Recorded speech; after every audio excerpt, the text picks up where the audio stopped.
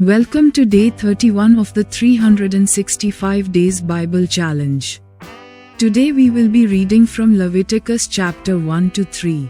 These passages teach us about worship, surrender, and drawing near to God with reverence. They remind us that true devotion is not only words, but a life offered to Him. May today's reading deepen your spiritual understanding and strengthen your heart. Let us begin with humility and a sincere desire to please God. 365 நாட்கள் Bible சவாலின் 31வது நாளுக்கு வரவேற்கிறோம். இன்று நாம் லேவியராகமம் 1 முதல் 3 அத்தியாயங்கள் வாசிக்கிறோம். இந்த வாசிப்பு வழிபாடு, அர்ப்பணிப்பு மற்றும் பயபக்தியுடன் தேவனுக்கு அருகில் வருவது குறித்து கற்றுத்தருகிறது. உண்மையான பக்தி வார்த்தைகளில் மட்டுமல்ல, முழு வாழ்க்கையையும் அவருக்காக அர்ப்பணிப்பதே என்பதை நினைவூட்டுகிறது. இன்றைய வாசிப்பு உங்கள் ஆன்மீக அறிவை ஆழப்படுத்தி உங்கள் இதயத்தை பலப்படுத்தட்டும். தாழ்மையுடனும் உண்மையான மனதுடனும் வாசிப்பை ஆரம்பிப்போம். Leviticus chapter 1. லேவியராகமம் அதிகாரம் 1. Verse 1. And the Lord called unto Moses, and spake unto him out of the tabernacle of the congregation, saying. வசனம் 1. கர்த்தர் ஆசரிப்பு கூடாரத்திலிருந்து மோசேயை கூப்பிட்டு அவனை நோக்கி. Verse 2. Speak unto the children of Israel, and say unto them, If any man of you bring an offering unto the Lord, ye shall bring your offering of the cattle, even of the herd, and of the flock. வசனம் 2. நீ இஸ்ரவேல் புத்திரரிடத்தில் சொல்ல வேண்டியது என்னவென்றால், உங்களில் ஒருவன் கர்த்தருக்கு பலி செலுத்த வந்தால், மாட்டு மந்தையிலாவது ஆட்டு மந்தையிலாவது ஒரு மிருகத்தை தெரிந்தெடுத்து பலி செலுத்த வேண்டும். Verse 3. If his offering be a burnt sacrifice of the herd, let him offer a male without blemish. He shall offer it of his own voluntary will at the door of the tabernacle of the congregation, before the Lord. வசனம் 3. அவன் செலுத்துவது மாட்டு மந்தையிலிருந்து எடுக்கப்பட்ட சர்வாங்க தகன பலியானால், அவன் பழுதற்ற ஒரு காளையை செலுத்துவானாக. கர்த்தருடைய சந்நிதியில் தான் அங்கீகரிக்கப்படும்படி அவன் அதை ஆசரிப்பு கூடார வாசலில் கொண்டு வந்து. Verse 4. And he shall put his hand upon the head of the burnt offering, and it shall be accepted for him to make atonement for him. வசனம் 4. அது தன் பாவநிவிர்த்திக்கென்று அங்கீகரிக்கப்படும்படி தன் கையை அதின் தலையின் மேல் வைத்து. Verse 5. And he shall kill the bullock before the Lord, and the priests, Aaron's sons, shall bring the blood, and sprinkle the blood round about upon the altar that is by the door of the tabernacle of the congregation. வசனம் 5. கர்த்தருடைய சந்நிதியில் அந்த காளையை கொல்லக்கடவன். அப்பொழுது ஆரோனின் குமாரராகிய ஆசாரியர்கள் அதின் இரத்தத்தை எடுத்து அதை ஆசரிப்பு கூடாரவாசலில் இருக்கிற பலிபீடத்தின் மேல் சுற்றிலும் தெளிக்க கடவர்கள். Verse 6. And he shall flay the burnt offering, and cut it into his pieces. வசனம் 6.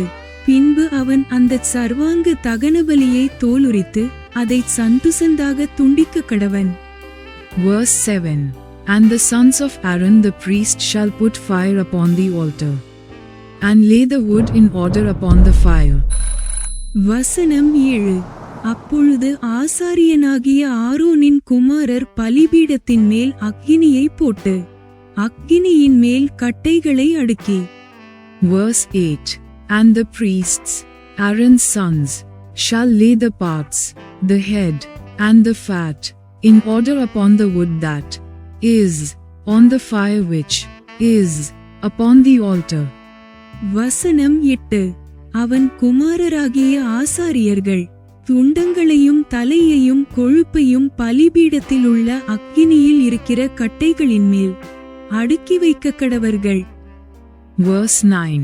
But his inwards and his legs shall he wash in water, and the priest shall burn all on the altar, to be a burnt sacrifice, an offering made by fire, of a sweet savor unto the Lord. வசனம் 9. அதின் குடல்களையும் தொடைகளையும் அவன் தண்ணீரினால் கழுவுவானாக. அவைகளையெல்லாம் ஆசாரியன் பலிபீடத்தின் மேல் சர்வாங்க தகனபலியாக தகனிக்க கடவன். இது கர்த்தருக்கு சுகந்த வாசனையான தகனபலி. Verse 10. And if his offering be of the flocks, namely, of the sheep, or of the goats, for a burnt sacrifice, he shall bring it a male without blemish. வசனம் 10. அவன் செலுத்துவது செம்மறியாட்டு மந்தையிலுள்ள ஆடுகளிலாவது வெள்ளாட்டு மந்தையிலுள்ள ஆடுகளிலாவது எடுக்கப்பட்ட சர்வாங்க தகனபலியானால் பழுதற்ற ஒரு கடாவை கொண்டு வந்து. Verse 11. And he shall kill it on the side of the altar northward before the Lord. And the priests, Aaron's sons, shall sprinkle his blood round about upon the altar. வசனம் 11. கர்த்தருடைய சந்நிதியில் பலிபீடத்தின் வடபுறத்தில் அதை கொல்லக்கடவன். அப்பொழுது ஆரோனின் குமாரராகிய ஆசாரியர்கள் அதின் இரத்தத்தை பலிபீடத்தின் மேல் சுற்றிலும் தெளிக்க கடவர்கள். Verse 12. And he shall cut it into his pieces, with his head and his fat, and the priest shall lay them in order on the wood that is on the fire which is upon the altar. வசனம் 12. பின்பு அவன் அதை சந்துசந்தாக துண்டித்து அதின் தலையையும் கொழுப்பையும் கூட வைப்பானாக. அவைகளை ஆசாரியன் பலிபீடத்திலுள்ள அக்கினியில் இருக்கிற கட்டைகளின் மேல் அடுக்கி வைக்க கடவன். Verse 13. But he shall wash the inwards and the legs with water, and the priest shall bring it all, and burn it upon the altar.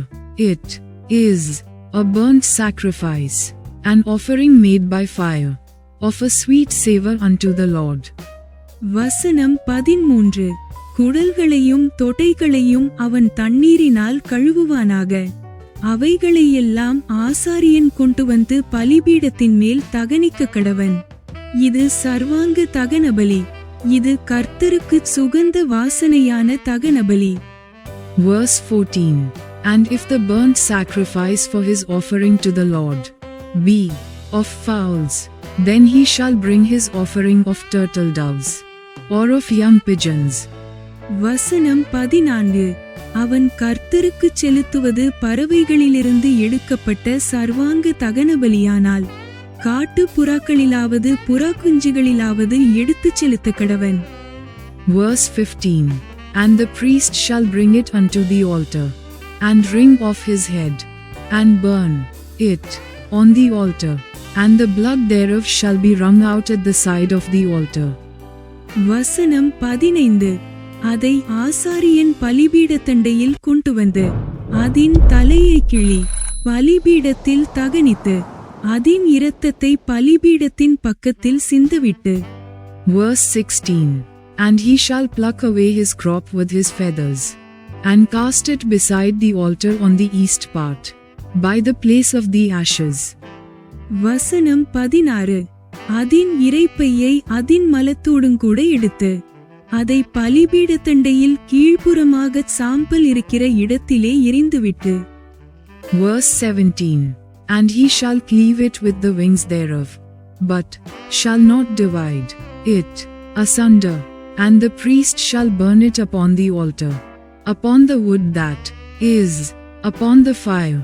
It is a burnt sacrifice, an offering made by fire, of a sweet savor unto the Lord.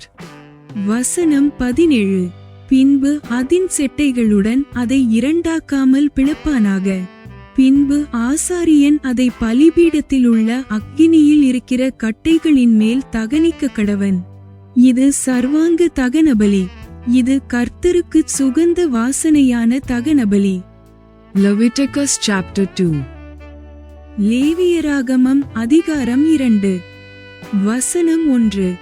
ஒருவன் போஜனபலியாகிய காணிக்கையை கர்த்தருக்கு செலுத்த வேண்டுமானால் அவன் காணிக்கை மெல்லிய மாவாயிருப்பதாக அவன் அதின் மேல் எண்ணெய் வார்த்து அதின்மேல் தூபவர்க்கம் போட்டு. Verse 2. And he shall bring it to Aaron's sons the priests. And he shall take there out his handful of the flour thereof, and of the oil thereof, with all the frankincense thereof. And the priest shall burn the memorial of it upon the altar, to be an offering made by fire, of a sweet savour unto the Lord. வசனம் 2. அதை ஆரோனின் குமாரராகிய ஆசாரியர்களிடத்தில் கொண்டு வருவானாக. அப்பொழுது ஆசாரியன் அந்த மாவிலும் எண்ணெயிலும் ஒரு கைப்பிடி நிறைய தூபவர்க்கம் எல்லாவற்றோடும் எடுத்து அதை பலிபீடத்தின் மேல் ஞாபகக்குறியாக தகனிக்க கடவன். அது கர்த்தருக்குச் சுகந்த வாசனையான தகனபலி. Verse 3. And the remnant of the meat offering shall be Aaron's and his sons. It is a thing most holy of the offerings of the Lord made by fire. வசனம் 3. அந்த போஜனபலியில் மீதியாயிருப்பது ஆரோனையும் அவன் குமாரரையும் சேரும். கர்த்தருக்கு இடும் தகனபலிகளில் இது மகா பரிசுத்தமானது. Verse 4. And if thou bring an oblation of a meat offering baken in the oven, it shall be unleavened cakes of fine flour mingled with oil, or unleavened wafers anointed with oil. வசனம் 4. நீ படைப்பது அடுப்பில் பாகம் பண்ணப்பட்ட போஜனபலியானால் அது எண்ணெயிலே பிசைந்த மெல்லிய மாவினால் செய்த புளிப்பில்லா அதிரசங்களாயாவது எண்ணெய் பூசப்பட்ட புளிப்பில்லா அடைகளாயாவது இருப்பதாக. Verse 5. And if thy oblation be a meat offering baken in a pan, it shall be of fine flour unleavened, mingled with oil. வசனம் 5. நீ படைப்பது தட்டையான சட்டியில் பாகம் பண்ணப்பட்ட போஜனபலியானால் அது எண்ணெயிலே பிசைந்த புளிப்பில்லா மெல்லிய மாவினால் செய்யப்பட்டதாயிருப்பதாக. Verse 6. Thou shalt part it in pieces, and pour oil thereon. It is a meat offering. வசனம் 6. அதை துண்டு துண்டாக பிட்டு அதின்மேல் எண்ணெய் வார்ப்பாயாக, இது ஒரு போஜனபலி. Verse 7. And if thy oblation be a meat offering baken in the frying pan, it shall be made of fine flour with oil. வசனம் 7. நீ படைப்பது பொரிக்குஞ்சட்டியில் பாகம் பண்ணப்பட்ட போஜனபலியானால் அது எண்ணெயிலே பிசைந்த மெல்லிய மாவினால் செய்யப்படுவதாக. Verse 8. And thou shalt bring the meat offering that is made of these things unto the Lord. And when it is presented unto the priest, he shall bring it unto the altar. வசனம் 8. இப்படி செய்யப்பட்ட போஜனபலியை கர்த்தருக்குச் செலுத்துவாயாக. அது ஆசாரியனிடத்தில் கொண்டுவரப்படும்போது அவன் அதை பலிபீடத்தண்டையில் கொண்டு வந்து. Verse 9. And the priest shall take from the meat offering a memorial thereof, and shall burn it upon the altar. It is an offering made by fire, of a sweet savour unto the Lord. வசனம் 9. அந்த போஜனபலியிலிருந்து ஆசாரியன் ஞாபகக்குறியாக ஒரு பங்கை எடுத்து பலிபீடத்தின் மேல் தகனிக்க கடவன். இது கர்த்தருக்குச் சுகந்த வாசனையான தகனபலி. Verse 10. And that which is left of the meat offering shall be Aaron's and his sons. It is a thing most holy of the offerings of the Lord made by fire. வசனம் 10. இந்த போஜனபலியில் மீதியானது ஆரோனையும் அவன் குமாரரையும் சேரும். கர்த்தருக்கு இடும் தகனங்களில் இது மகா பரிசுத்தமானது. Verse 11. No meat offering, which ye shall bring unto the Lord, shall be made with leaven, for ye shall burn no leaven, nor any honey, in any offering of the Lord made by fire. வசனம் 11. நீங்கள் கர்த்தருக்குச் செலுத்தும் எந்த போஜனபலியும் புளித்தமாவினால் செய்யப்படாதிருப்பதாக. புளித்தமாவுள்ளதொன்றையும் தேனுள்ளதொன்றையும் கர்த்தருக்கு தகனபலியாக தகனிக்க வேண்டாம். Verse 12. As for the oblation of the first fruits, ye shall offer them unto the Lord, but they shall not be burnt on the altar for a sweet savour. வசனம் 12. முதற்கனிகளை காணிக்கையாக கொண்டு வந்து அவைகளை கர்த்தருக்கு செலுத்தலாம். ஆனாலும் பலிபீடத்தின் மேல் அவைகள் சுகந்த வாசனையாக தகனிக்கப்படலாகாது. Verse 13. And every oblation of thy meat offering shalt thou season with salt. Neither shalt thou suffer the salt of the covenant of thy God to be lacking from thy meat offering.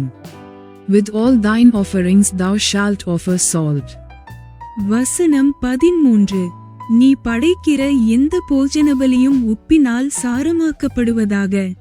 உன் தேவனுடைய உடன்படிக்கையின் உப்பை உன் போஜனபலியிலே குறையவிடாமல் நீ படைப்பது எல்லாவற்றோடும் உப்பையும் படைப்பாயாக.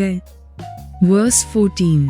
And if thou offer a meat offering of thy first fruits unto the Lord, thou shalt offer for the meat offering of thy first fruits green ears of corn dried by the fire, even corn beaten out of full ears. வசனம் 14. முதற்பலன்களை போஜனபலியாக நீ கர்த்தருக்கு செலுத்த வந்தால் நிறைந்த பச்சையான கதிர்களை நெருப்பிலே வாட்டி உதிர்த்து அதை உன் முதற்பலனின் போஜனபலியாக கொண்டுவர கடவாய். Verse 15. And thou shalt put oil upon it, and lay frankincense thereon. It is a meat offering. வசனம் 15. அதின்மேல் எண்ணெய் வார்த்து அதின்மேல் தூபவர்க்கத்தை போடுவாயாக, இது ஒரு போஜனபலி. Verse 16. And the priest shall burn the memorial of it, part of the beaten corn thereof, and part of the oil thereof, with all the frankincense thereof. It is an offering made by fire unto the Lord. வசனம் 16. பின்பு ஆசாரியன் உதிர்த்த தானியத்திலும் எண்ணெயிலும் எடுத்து ஞாபகுரியான பங்கை அதின் தூபவர்க்கம் எல்லாவற்றோடும் கூட தகனிக்க கடவன். இது கர்த்தருக்கு இடும் தகனபலி. Leviticus chapter 3. லேவியராகமம் அதிகாரம் 3. Verse 1. And if his oblation be a sacrifice of peace offering, if he offer it of the herd, whether it be a male or female, he shall offer it without blemish before the Lord. வசனம் 1. ஒருவன் சமாதான பலியை படைக்க வேண்டுமென்று மாட்டு மந்தையில் எடுத்துச் செலுத்துவானாகில் அது காளையானாலும் சரி பசுவானாலும் சரி பழுதற்றிருப்பதை கர்த்தருடைய சந்நிதியில் செலுத்த கடவன். Verse 2. And he shall lay his hand upon the head of his offering, and kill it at the door of the tabernacle of the congregation. And Aaron's sons the priests shall sprinkle the blood upon the altar round about. வசனம் 2. அவன் தன் பலியின் தலைமேல் தன் கையை வைத்து ஆசரிப்பு கூடாரவாசலுக்கு முன்பாக அதை கொல்லக்கடவன். அப்பொழுது ஆரோனின் குமாரராகிய ஆசாரியர் அதின் இரத்தத்தை பலிபீடத்தின் மேல் சுற்றிலும் தெளிக்க கடவர்கள். Verse 3. And he shall offer of the sacrifice of the peace offering an offering made by fire unto the Lord, the fat that covereth the inwards, and all the fat that is upon the inwards. வசனம் 3. பின்பு சமாதான பலியிலே குடல்களை மூடிய கொழுப்பையும் குடல்களிலுள்ள கொழுப்பு முழுவதையும். Verse 4. And the 2 kidneys, and the fat that is on them, which is by the flanks, and the caul above the liver, with the kidneys, it shall he take away. வசனம் 4. 2 குண்டிக்காய்களையும் அவைகளின் மேல் சிறு குடல்களினிடத்தில் இருக்கிற கொழுப்பையும் குண்டிக்காய்களோடே கூட கல்லீரலின் மேல் இருக்கிற ஜவ்வையும் எடுத்து கர்த்தருக்கு தகனபலியாகச் செலுத்துவானாக. Verse 5. And Aaron's sons shall burn it on the altar upon the burnt sacrifice, which is upon the wood that is on the fire. It is an offering made by fire, of a sweet savor unto the Lord. வசனம் 5. அதை ஆரோனின் குமாரர் பலிபீடத்து அக்கினியிலுள்ள கட்டைகளின் மேல் போட்டிருக்கும் சர்வாங்க தகனபலியின் மீதில் போட்டு தகனிக்க கடவர்கள். இது கர்த்தருக்கு சுகந்த வாசனையான தகனபலி. Verse 6. And if his offering for a sacrifice of peace offering unto the Lord be of the flock, male or female, he shall offer it without blemish. வசனம் 6. அவன் கர்த்தருக்கு சமாதான பலியை படைக்க வேண்டும் என்று ஆட்டு மந்தையிலிருந்து எடுத்துச் செலுத்துவானாகில் அது ஆண் ஆனாலும் சரி பெண் ஆனாலும் சரி பழுதற்றிருப்பதை செலுத்துவானாக. Verse 7. If he offer a lamb for his offering, then shall he offer it before the Lord. வசனம் 7. அவன் ஆட்டுக்குட்டியை பலியாகச் செலுத்த வேண்டுமானால் அதை கர்த்தருடைய சந்நிதியில் கொண்டு வந்து. Verse 8. And he shall lay his hand upon the head of his offering, and kill it before the tabernacle of the congregation. And Aaron's sons shall sprinkle the blood thereof round about upon the altar. வசனம் 8. தன் பலியின் தலைமேல் தன் கையை வைத்து ஆசரிப்பு கூடாரத்துக்கு முன்பாக அதை கொல்லக்கடவன். அப்பொழுது ஆரோனின் குமாரர் அதின் இரத்தத்தை பலிபீடத்தின் மேல் சுற்றிலும் தெளிக்க கடவர்கள். Verse 9. And he shall offer of the sacrifice of the peace offering an offering made by fire unto the Lord, the fat thereof, and the whole rump, it shall he take off hard by the backbone, and the fat that covereth the inwards, and all the fat that is upon the inwards. வசனம் 9. பின்பு அவன் சமாதான பலியிலே அதின் கொழுப்பையும் நடுவெலும்பிலிருந்து எடுத்த முழு வாலையும் குடல்களை மூடிய கொழுப்பையும் அவைகளின் மேல் இருக்கிற கொழுப்பு முழுவதையும். Verse 10. And the 2 kidneys, and the fat that is upon them, which is by the flanks, and the caul above the liver, with the kidneys, it shall he take away. வசனம் 10.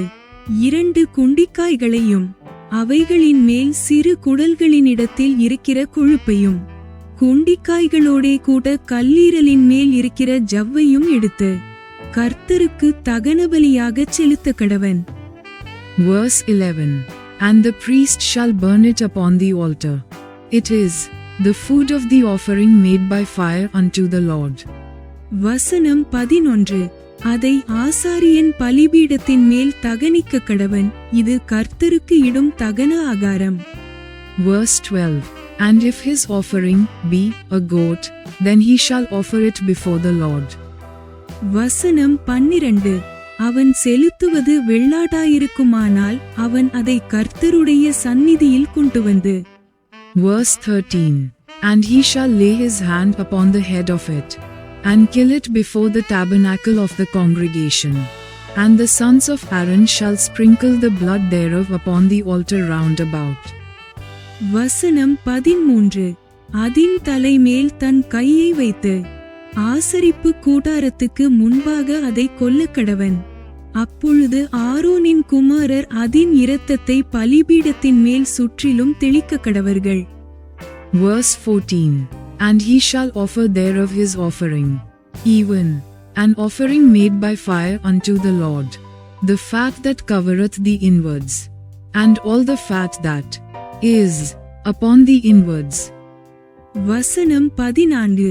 அவன் அதிலே குடல்களை மூடிய கொழுப்பையும் அவைகள் மேலிருக்கிற கொழுப்பு முழுவதையும். Verse 15. And the 2 kidneys, and the fat that is upon them, which is by the flanks, and the caul above the liver, with the kidneys, it shall he take away. வசனம் 15. 2 குண்டிக்காய்களையும் அவைகளின் மேல் சிறு குடல்களினிடத்தில் இருக்கிற கொழுப்பையும் குண்டிக்காய்களோடே கூட கல்லீரலின் மேல் இருக்கிற ஜவ்வையும் எடுத்து கர்த்தருக்கு தகனபலியாகச் செலுத்த கடவன். Verse 16. And the priest shall burn them upon the altar. It is the food of the offering made by fire for a sweet savor. All the fat is the Lord's. வசனம் 16. ஆசாரியன் பலிபீடத்தின் மேல் அவைகளை தகனிக்க கடவன். இது சுகந்த வாசனையான தகன ஆகாரம். கொழுப்பு முழுவதும் கர்த்தருடையது. Verse 17. It shall be a perpetual statute for your generations throughout all your dwellings, that ye eat neither fat nor blood. வசனம் 17. கொழுப்பையாவது இரத்தத்தையாவது நீங்கள் புசிக்கலாகாது. இது உங்கள் வாசஸ்தலங்கள் எங்கும் உங்கள் தலைமுறைதோறும் நித்திய கட்டளையாயிருக்கும் என்று சொல் என்றார். Day 31 of our Bible challenge is now complete. May today's reading remind you that God looks at the heart of worship and surrender. Let your life become a living offering that honors Him daily. In the comments, share what lesson from today spoke to you personally. Stay faithful and join us again tomorrow for day 32. God bless you. Bible சவாலின் 31வது நாள் இவ்வுடன் நிறைவடைகிறது. இன்றைய வாசிப்பு தேவன் வழிபாடு மற்றும் அர்ப்பணிப்பின் இதயத்தை பார்க்கிறார் என்பதை நினைவூட்டட்டும். உங்கள் வாழ்க்கை தினமும் அவரை மகிமைப்படுத்தும் ஒரு உயிருள்ள பலியாக மாறட்டும். கமெண்டில் சொல்லுங்கள். இன்றைய வாசிப்பில் எந்த பாடம் உங்களை தனிப்பட்ட வகையில் தொட்டது? நம்பிக்கையுடன் தொடருங்கள். நாளை 32வது நாளில் மீண்டும் சந்திப்போம். தேவன் ஆசீர்வதிப்பாராக. Thanks for watching. Like, comment, and subscribe to Daily Bible Tamil in English. Word of God.